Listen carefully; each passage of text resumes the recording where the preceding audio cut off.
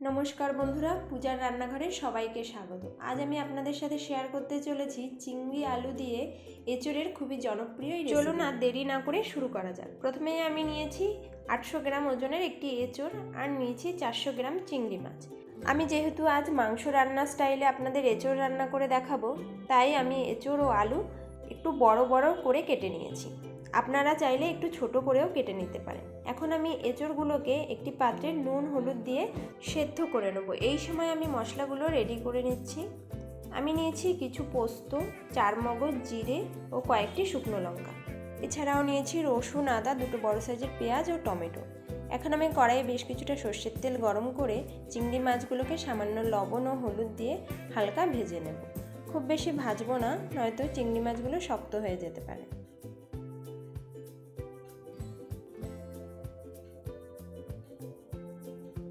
মাছ ভেজে তুলে নিচ্ছি। এবারে কড়াইতে একটু তেল দিয়ে দেবো জিরে। এরপর কেটে রাখা আলুগুলোকে সামান্য লবণ ও হলুদ দিয়ে হালকা লাল করে ভেজে তুলব।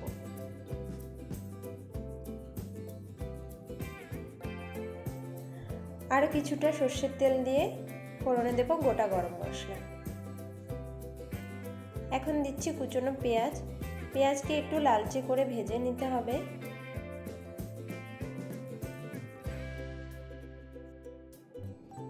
পেঁয়াজকে কিছুক্ষণ ভেজে নিয়ে দিয়ে দিচ্ছি পেঁয়াজ বাটা।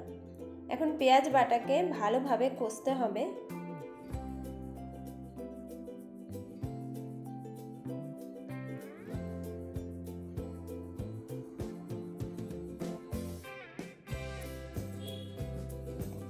দিচ্ছি রসুন ও আদা বাটা।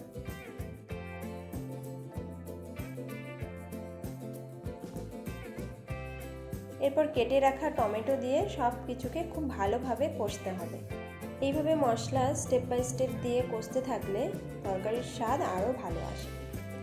এবারে শুকনো লঙ্কা বাটা দিয়ে আবারও কিছুক্ষণ কষতে থাকবো।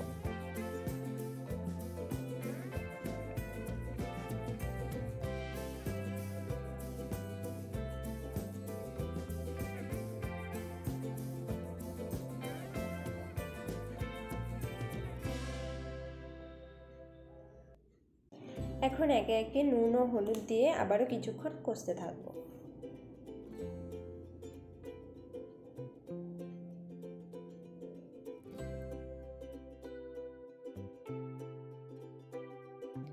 মশলা কিছুক্ষণ কষে নিয়ে দিয়ে দিচ্ছি জিরে বাটা।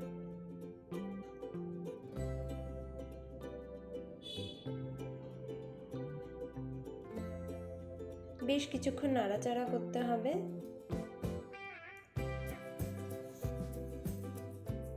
এরপরে দেব কাশ্মীরি লঙ্কা গুঁড়ো। লঙ্কা গুঁড়ো দিয়ে মশলাটাকে খুব ভালোভাবে মিশিয়ে নিচ্ছি। দেখুন মশলার কালারটা কত সুন্দর এসছে।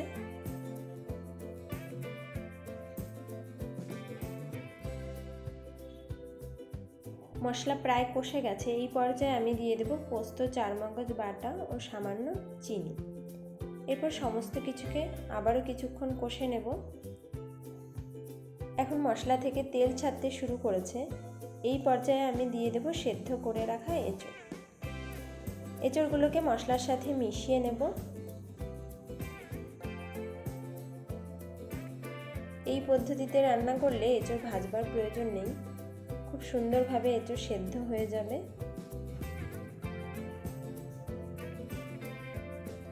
মশলার সাথে খুব ভালোভাবে মিশিয়ে নিয়ে এখন ভেজে রাখা আলু দিয়ে দিচ্ছি। আবারও কিছুক্ষণ নাড়াচাড়া করে মিশিয়ে নেব।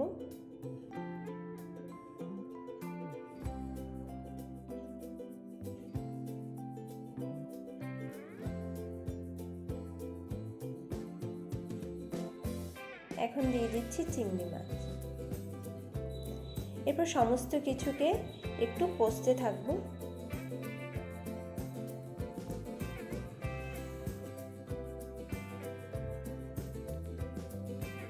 সব কিছু ভালোভাবে কষিয়ে নিয়ে এখন গরম করে রাখা জল ঢেলে দেব।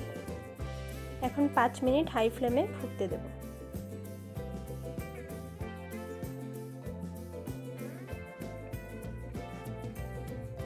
এবার বেশ কিছুক্ষণ মিডিয়াম ফ্লেমে রান্না করে নিচ্ছি। এইভাবে বারবার নেড়ে দিতে হবে যাতে ধরে না যায় নিচে।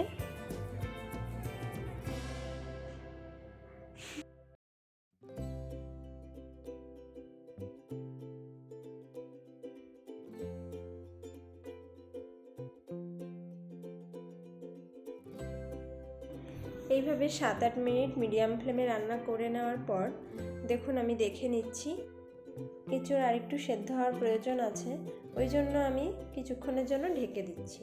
এখন ঢাকনা খুলে একটু নাড়াচাড়া করে নিচ্ছি। দেখুন বন্ধুরা, এঁচোড় খুব ভালোভাবে সেদ্ধ হয়ে গেছে। এবারে কিছুটা ঘি ও গরম মশলা বাটা দিয়ে 2 মিনিট ফুটিয়ে নিতে হবে। দেখুন বন্ধুরা, একটা এঁচোড়ও পুরোপুরি গলে ঝোলের সাথে মিশে যায়নি, কিন্তু ভালোভাবে সেদ্ধ হয়ে নরম হয়ে গেছে। আপনারা অবশ্যই একবার এইভাবে বাড়িতে রান্না করবেন, দেখবেন একবার রান্না করলে বারবার খেতে ইচ্ছে করছে। এই রান্নাটি থেকে যেমন সুন্দর গন্ধ বের হচ্ছিল তেমন খেতেও হয়েছিল দুর্দান্ত। আশা করছি এঁচোড় চিংড়ির এই রেসিপিটি আপনাদের খুব ভালো লেগেছে। ভালো লাগলে লাইক ও কমেন্টের মাধ্যমে আমাকে জানাবেন।